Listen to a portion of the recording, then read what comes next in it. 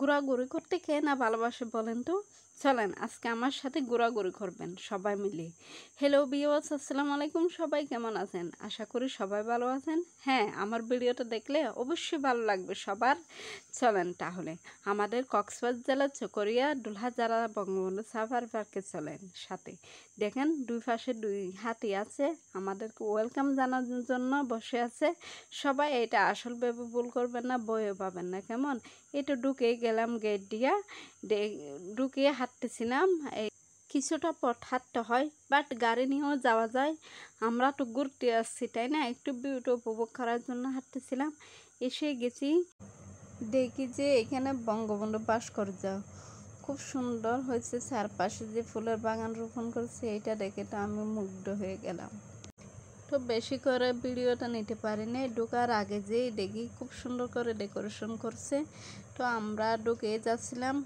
আমি সাপুয়ান ঢুকে গেছে বলতে পারেন, আমি সাপুয়ানের পিছনে পিছনে ছুটতেছিলাম, কারণ ও এতটা খুশি, ও দৌড়ে গিয়ে ছুটে গিয়ে লুকিয়ে পড়ছে। আমি ওকে খুঁজতেছিলাম, তারপর ডাক দিছি, আবার দেখেন ছুটে আসছে। ও কি বলবো, ওকে সামলাতে খুবই কষ্ট হয়ে যায়, যদি বের হয়ে যায় ওর পিছনে পিছনে ছুটতে হয়। দেখেন নাচানাচিও করতেছে। আমি দেখি চারপাশে কি সুন্দর করে ফুলের বাগান রোপণ করছে, কিন্তু ফুল ফুটে নাই। হয়তো পানির অভাবে ফুল ফুটে নাই।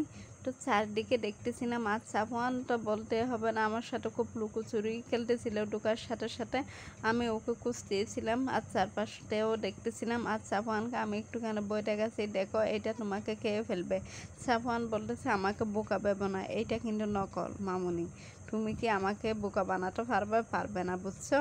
তা আমাকে ও একটা বাঁদর দেখছে, বাঁদর ওইটা আসল বলতেছে। তারপর ও সাফওয়ানের বেস্ট ফ্রেন্ড গেছে আমাদের সাথে, ও আছেন আমার বোনের ছেলে, ওরা খুবই বেস্ট ফ্রেন্ড। দেখেন বাঁদরকে দেখাইছে, যখন আমি বাঁদরকে ভিডিও করতে গেছি দেখি যে আমার মোবাইলটা বাঁদরে কেড়ে নিয়ে গেছে। অনেক ভয় পাইছি আমি বাঁদরকে দেখে। চিড়িয়াখানার মধ্যে এখানে বাঁদরগুলো ছেড়ে দেওয়া ছিল।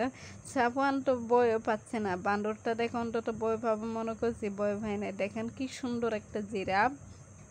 সাফওয়ানকে বলতেছি দেখো কত বড় জিরাফ, তোমাকে খেয়ে ফেলবো। আবার ডাইনোসরকেও দেখেছি, ও বলতেছে সব নকল মামুনি, তুমি ভাবছো আমাকে বোকা বানাতে পারবা, কখনো পারবা না।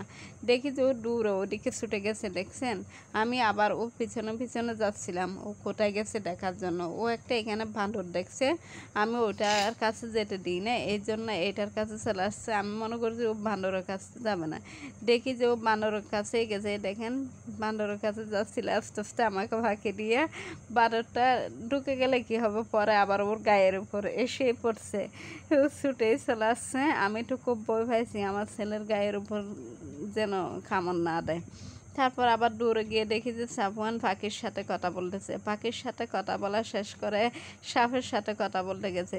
সাপকে দেখে অন্তত ভয় ভাবে মনে করছিলাম, সাপকে দেখি ও ভয় পাচ্ছে না, সাপের সাথেও কথা বলা শুরু করে দিয়েছে। আমি তো ভীষণ ভয় পাই সাপকে। তো ভিডিওটা লম্বা হয়ে যাচ্ছিল, তাই আজকে এতটুকু। পার্ট 2 নিয়ে আবার হাজির হয়ে যাব, সাফওয়ান কি করছে আপনাদের সাথে শেয়ার করতে।